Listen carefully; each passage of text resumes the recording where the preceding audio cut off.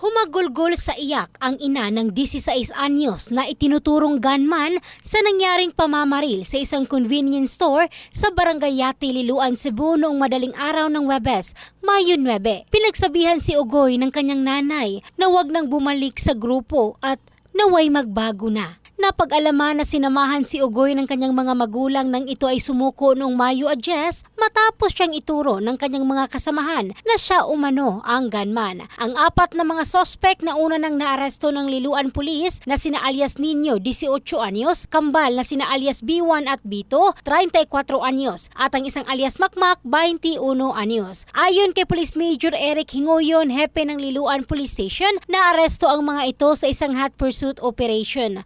Samantala, sinabi ni alias Ogoy sa panayam ng Brigada News FM Cebu na hindi siya ang gunman at itinuro nito sina alias Nino at Makmak. Kung maaalala ay walang habas na pinagbabaril ng grupo ng mga sospek ang grupo ng mga biktima kung saan isa sa kanila ang binawian ng buhay at dalawa ang nagpapagaling pa sa ospital. In the heart of changing lives, ito si Michelle Craste ng Brigada News Philippines, the Music News Authority.